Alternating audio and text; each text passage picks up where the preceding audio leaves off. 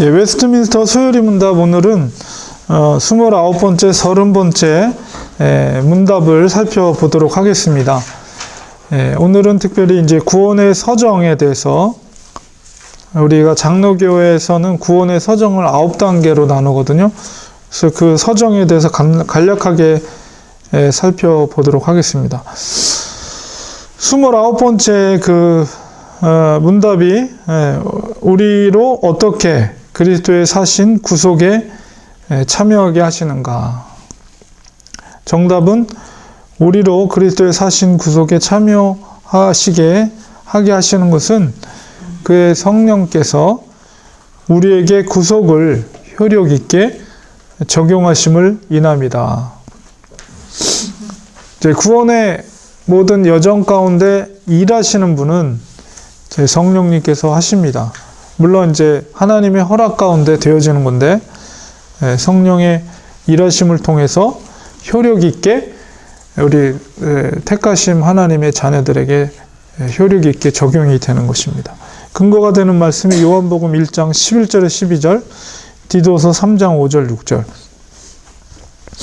30번째 질문은 성령께서 그리스도의 사신 구속을 우리에게 어떻게 적용하셨는가?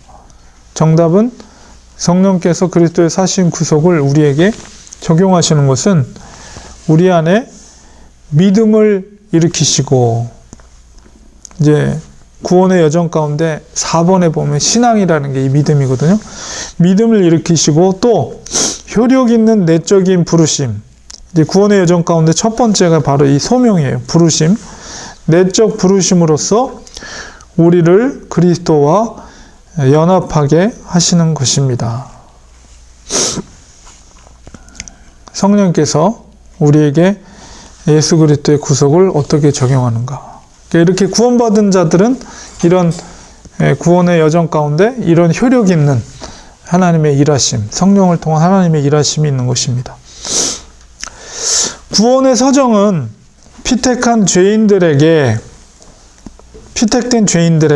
전생애를 걸쳐서 이루어지는 성령의 주권적인 것입니다. 물론 이것은 하나님의 섭리 가운데 또 예정론 가운데 이제 태초 전에 생명책에 기록된 사람이 하나님의 그 사람 개인적으로 봤을 때 하나님의 정해진 때가 되었을 때 성령님을 통해서 이런 구원의 여정이 시작이 되는 것입니다. 그래서 그 9가지 단계는 첫 번째는 부르심, 소명. 이 부르심에는 2가지가 있다고 그랬어요. 제가 외적인 소명과 내적인 소명. 그래서 외적인 소명이라는 것은 누군가의 소개를 통해서 이제 예수 그리스도를 접하게 되고 또 교회를 다니자는 권유를 받게 되죠. 그래서 외적인 소명은 그 사람이 거부할 수도 있다. 받아들일 수도 있지만 거부할 수도 있다. 그래서 내가 교회 가자고 해도 교회 가기 싫다고, 혹은 뭐 교회 아직은 아니라고 뭐 이렇게 말함으로 거부할 수 있는데, 근데 효력 있는 내적인 소명이 있어요. 하나님께서 작정하셔서 작정한 때에 그 영혼을 내적으로 부르시는데 그것은 불강력적, 우리가 그것은 거부할 수 없고 하나님의 부르심 가운데 이제 응답하게 되는 것입니다. 그다음에 2번째는 중생. 이 중생이라는 것은 이제 거듭남이죠. 본어게인, 거듭나는 것이고, 3번째는 회개.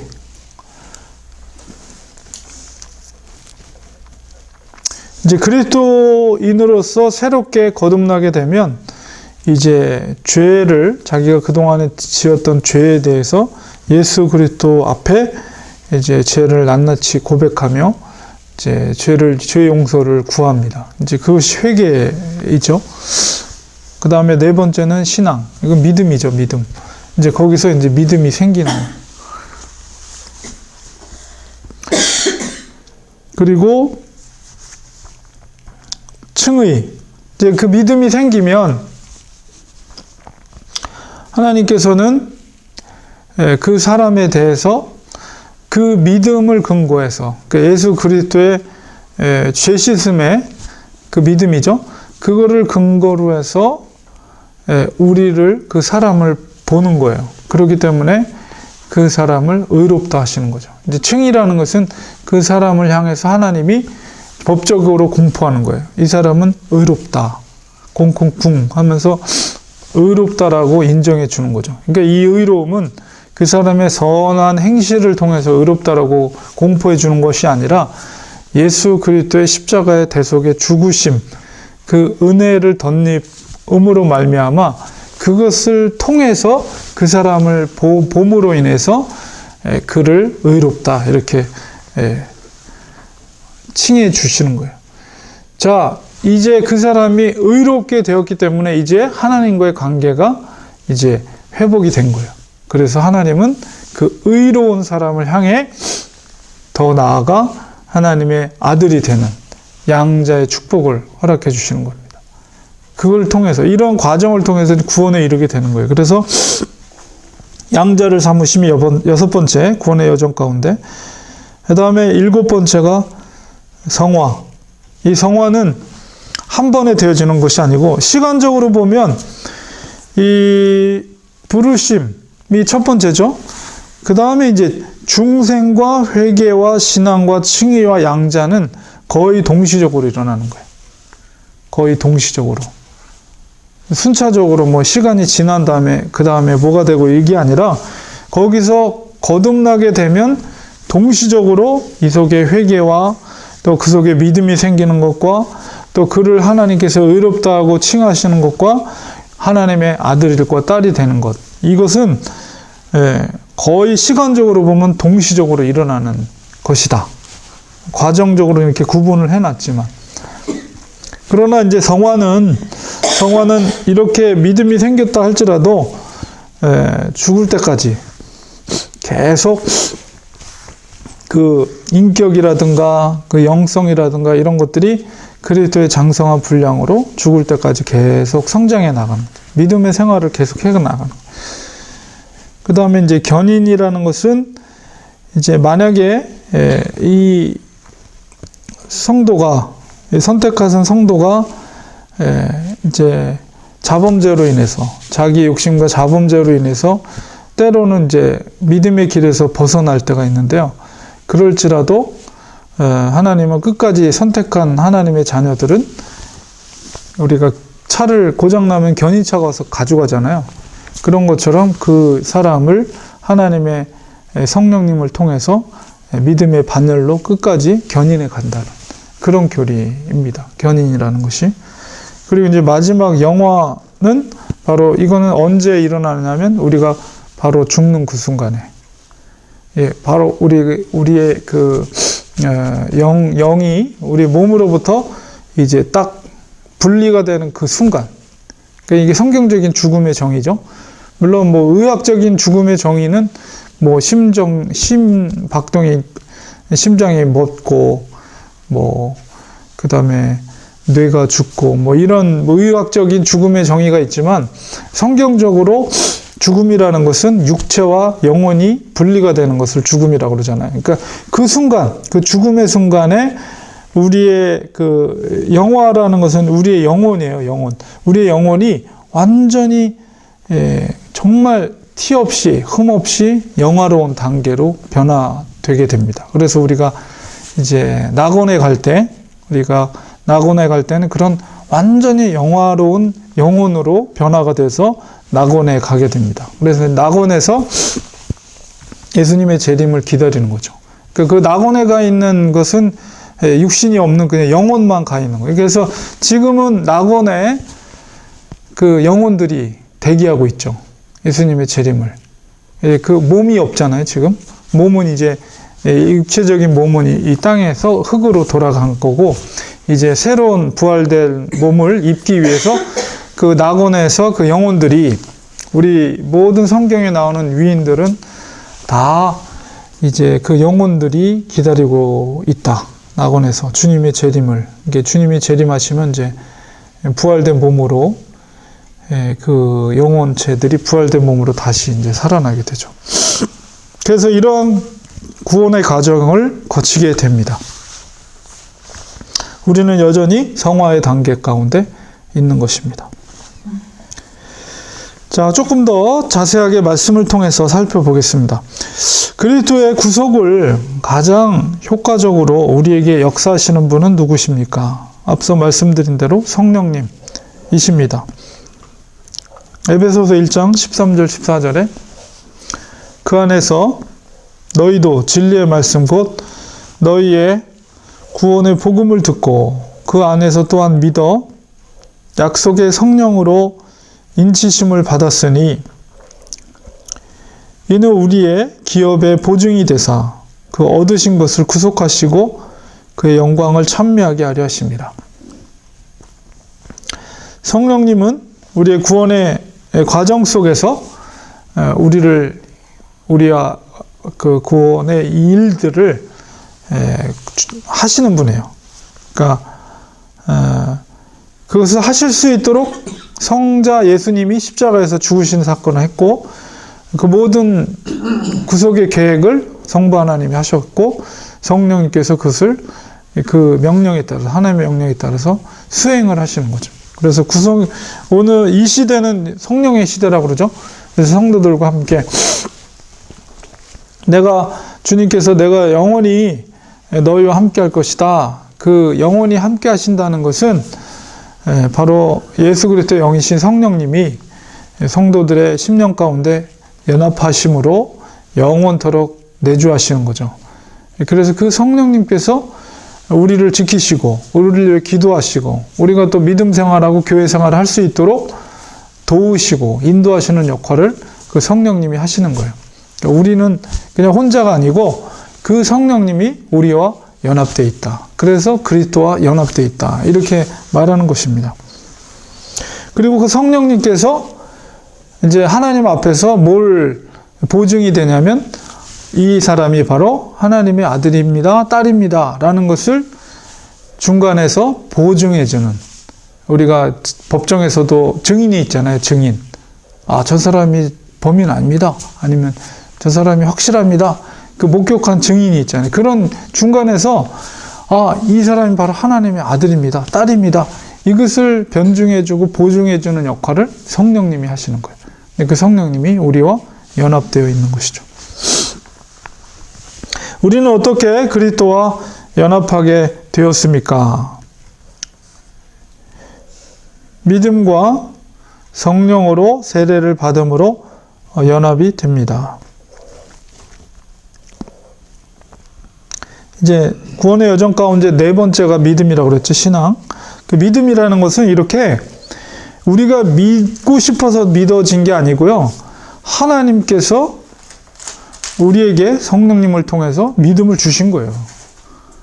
그렇기 때문에 우리가 눈에 보이지 않는 하나님을 믿을 수 있게 된 거예요. 여러분, 눈에 보이지 않는 그 하나님을 우리가 어떻게 믿을 수 있겠어요?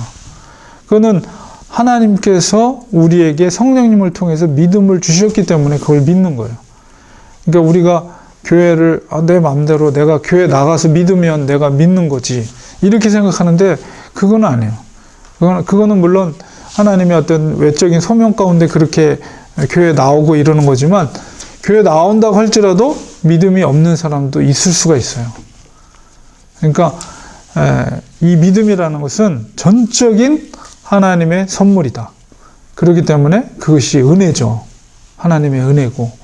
그래서 하나님을 우리가 창세기에 있는 말씀이 믿음이 없는 사람들은 그것을 그냥 신화로만 받아들이지 그냥 신화, 단군 신화 뭐 이런 식으로 그 정도 선에서 받아들이지 그것이 진짜 하나님이 존재하시고 하나님이 세상을 창조하셨다고 믿질 않아요.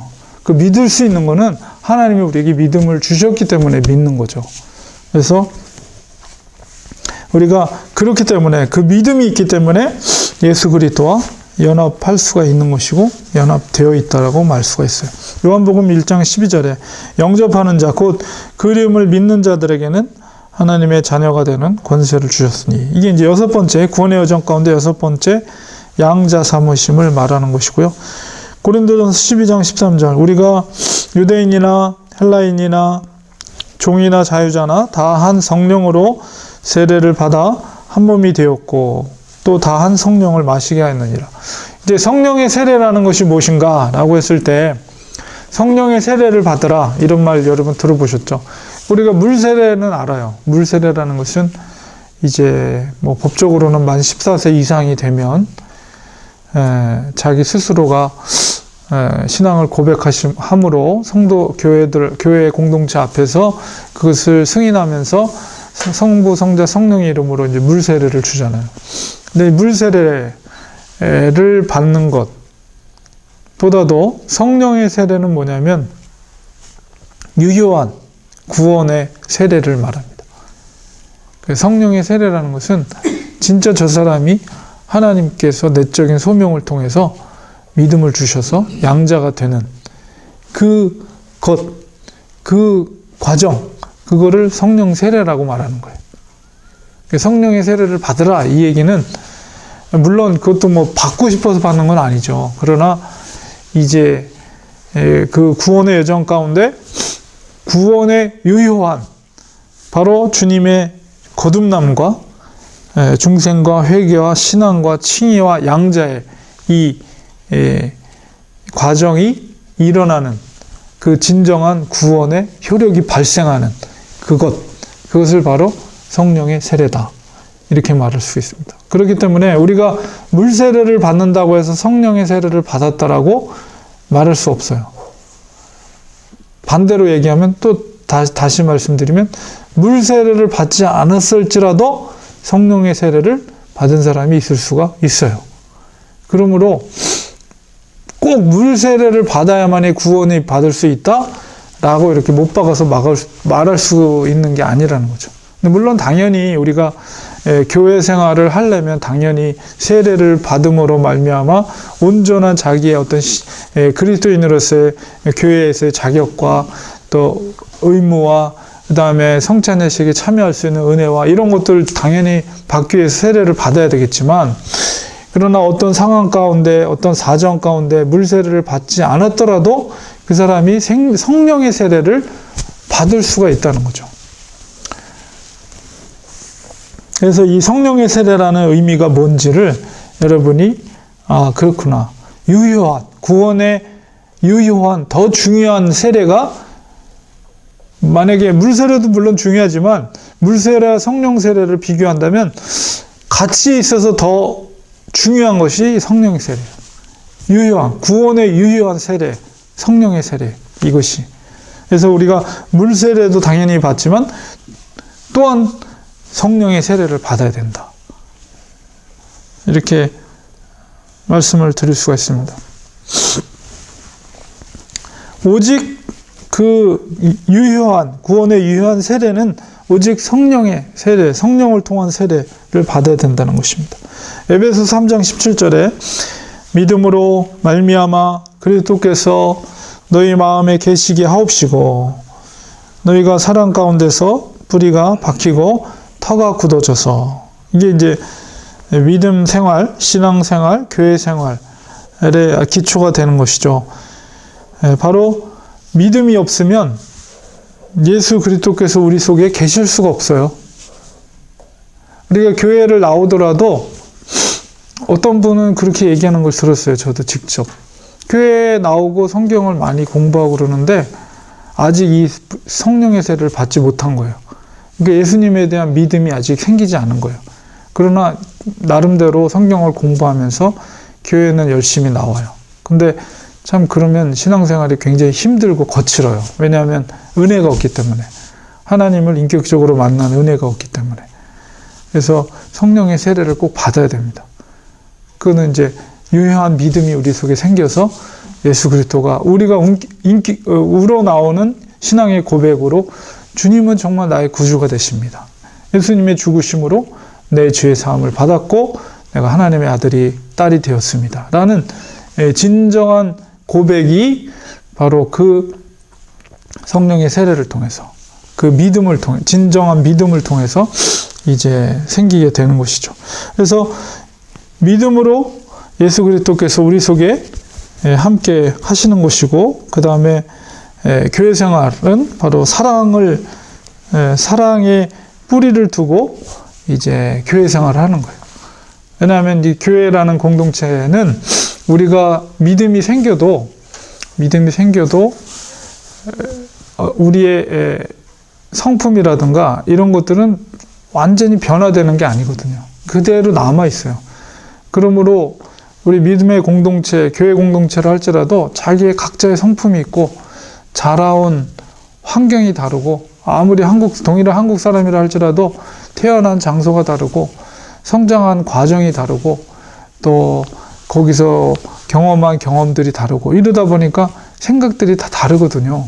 그러다 보면 교회라는 정말 아름다운 공동체임에도 불구하고 의견이 충돌되거나 서로 다른 생각을 가지는 경우들이 대부분이에요. 당연한 거예요. 근데 온전한 교회 생활을 하기 위해서는 가장 중요한 것이 사랑의 뿌리를 두고 신앙생활을, 교회 생활을 해야 된다. 지금 이 얘기를 하는 거예요. 예, 사도 바울이. 그러나 이제 가장 기본적인 것은 믿음을 통해서 예수 그리스도께서 성도들 각자의 그 신앙과 믿음이 있는 거죠. 그리고 또한 사랑의 뿌리를 박아서 서로가 다른 점이 있더라도 그 하나님의 사랑으로 품을 건 품고 내가 물러설 건 물러서고 이런 사랑의 원리를 통해서 교회 생활을 하게 되는 것입니다. 그래야지 그 교회가 그리스도의 몸으로서 예수 그리스도의 머리 대신, 교회의 머리 대신 그리스도의 뜻을 따라서 그 교회가 워킹을 하고 주님의 기쁘신 뜻을 이루어 갈 수가 있는 것입니다. 그 원리를 에베소 성도들에게 사도 바울이 지금 하고 있는 것입니다. 그래서 그리스도와 연합되는 것은 믿음과 성령의 세례를 통해서 진정한 유효한 믿음과 구원에 이를 수 있는 그런 연합됨이 이루어지게 되는 것입니다. 세 번째로는 예수님께서 우리 마음의 가운데 계신 줄을 깨달아 아는 방법은 무엇입니까? 과연 정말 내 속에 성령님을 통해서 성령과 연합되심으로 말미암아 내 속에 예수 그리스도가 계신 것을 우리가 어떻게 알 것인가? 라고 했을 때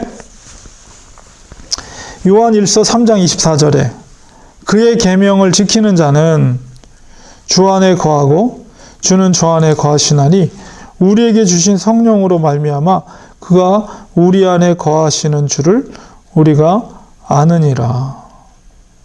바로 예수님께서 그 속에 계신 사람은 분명히 세상 사람과는 다를 수밖에 없어요. 그 결과가 뭐냐면 예수님의 계명을 지키는 거예요. 우리의 생각과 어떤 경험이 있죠. 그래서 어떤 일을 할 때 우리의 생각과 가치관으로 그것을 판단하고 그것을 행동을 취합니다. 그러니까 우리가 말을 한다거나 어떤 행동을 하는 것은 그 이면에 그 사람의 중심 속에 저 사람이 생각하는 바가 뭔지가 나타나는 거예요. 말로 그리고 행동으로. 그렇기 때문에 우리 속에 예수 그리스도께서 살아계신다면 어떤 일을 하는 데 있어서 반드시 세상적인 가치관을 갖고 있는 사람과는 다른 행동과 말을 할 수밖에 없어요. 우리가 예수님을 내 속에 모신다는 것은 예수님께서 나의 주인이 되신다는 것을 인정하는 것이거든요. 하나님께서 성령님을 통해서 나에게 믿음을 주셨다는 것은 나는 예수님을 만나기 이전에 성령의 세례를 받기 이전에는 나는 영원히 처형받아야 될 죄인, 내 신분이었는데 하나님께서 사랑해 주셔서 예수 그리스도의 죽으심을 통해서 그의 피의 공로로 나의 죄를 깨끗이 씻어주시고 그것을 통해 나를 의롭다 하시고 하나님의 자녀 삼아 주셨습니다. 이걸 고백하는 것입니다. 그러므로 나는 죽어지는 거예요. 나는 죽어지고 내 속에 예수 그리스도께서 살아나시는 거죠. 그러므로 나의 삶은 내 것이 아니라 하나님의 것이요 주님의 것입니다. 라는 것을 인정하는 것이 성령의 세례를 받은 사람이요 예수 그리스도를 모시는 사람의 태도와 자세예요. 그러므로 어떤 일을 행동하는 데 있어서, 어떤 일을 말하는 데 있어서 반드시 그것이 속에서, 우리의 내면 속에서 일해야 돼요. 워킹이 돼야 돼요. 그게 진짜 그리스도이네요. 그래서 세상 사람들이 보기에는 바보처럼 보일 수가 있어요. 어떤 면에서는. 세상 사람들은 그렇게 행동하지 않는데 그리스도인들은 다르게 행동해요. 왜냐하면 그 내면 속에서 그것이 작용하기 때문에 그래요. 하나님이 주인 되시고 예수 그리스도가 나의 삶보다도 모든 것을 우선시하는 생각이 작용을 하기 때문에. 그래서 우리가 에릭 리들이라는 그 올림픽 선수, 스코틀랜드 출신의 에릭 리들, 아버지가 선교사였고 그 사람도 나중엔 중국 선교사로 가서 중국 감옥에서 죽었잖아요. 에릭 리들이 올림픽 금메달리스트예요. 영화 불의 전차라는 영화도 나왔었죠. 그 사람 오늘날로 치면은 뭐 그렇게까지 할 필요 있을까 이런 생각이 드는데 철저하게 주일 성수를 지키려고 자기의 그 원래 주 종목이 아마 100m인가? 100m가 주 종목이었는데 당연히 그 사람이 금메달을 딸 것이다. 영국 사람들 뿐만 아니라 세계 모든 사람들이 워낙 특출나니까 당연히 그 사람이 금메달을 딸 것이다 라고 확신을 했죠. 근데 그 결승 경기가 주일날이었어요. 주일날. 그러니까 이 사람이 자기의 신앙을 그러니까 거기서 자기 내면의 신앙이 워킹을 하는 거죠. 나는 아무리 내가 금메달을 따는 그날이고 그 시합이라 할지라도 나는 주일을 성수하고 그날 예배당에 가서 예배를 드리기 위해서 나는 그걸 포기하겠다. 이게 세상 사람들이 보기에 좀 미친 사람이라고 그러지 제정신이라고 하겠어요? 심지어는 영국의 여왕까지 전화를 해서 출전을 하라. 근데 그 전에 나는 출전하지 않겠다라고 공포를 한 거예요. 근데 영국이 발칵 뒤집혀졌죠. 어떻게 저렇게 이기적일 수가 있냐. 자기 개인의 신앙 때문에 국가의 어떤 그 명예를 높이는 일에 있어서 자기가 그 경기를 포기한다는 게 얼마나 그 사람들이 비난을 하고 심지어 영국 여왕까지도 그에게 개인적으로 촉구를 했음에도 불구하고 그에게는 오직 왕이 누구예요? 예수 그리스도인 거예요. 세상의 왕이 아닌 거예요. 오직 하나님 나라의 왕이, 나를 구원하신 그 하나님이 나의 왕이다. 내 인생의 주인이다. 라는 그 내면의 신앙이 워킹을 한 거예요. 그러니까 그런 말과 행동을 한 거죠. 결과적으로 어떻게 됐습니까? 주종목이 아닌 400m, 자기의 주종목이 아닌 400m에서 그가 다른 날 경기에서 금메달을 땄죠. 그래서 영웅이 됐죠, 영웅이. 그러나 그가 마지막 편안하게 살 수 있는 지도자의 길을 포기하고 중국으로 들어가서 그곳에서 중국 사람들을 위해서 복음을 전하는 일을 위해서 복음을 전하다가 감옥에 중일전쟁 그런 과정 속에서 아마 일본 사람들에 의해서 감옥에 들어가서 감옥에서도 그 중국 사람들을 위해서 환자들을 돌보고 복음을 전하다가 결국 거기서 병으로 죽었어요. 감옥에서 젊은 나이에. 그리스도인들은 이렇게 바보처럼 보일 수가 있어요. 그런데 그 내면 속에 하나님을 주인으로 섬기는 그 분명한 생각, 가치관이 다른 행동과 말을 하게 하는 거죠. 이게 진짜 그리스도인이에요. 진짜 그리스도인은 하나님의 계명을 지키는 거죠. 너가 목숨을 다해 생명을 다해 나를 사랑하라. 그 계명을 지키는 거예요. 주님께서 우리에게 요구하시는 새로운 계명을, 내 원수를 사랑하라.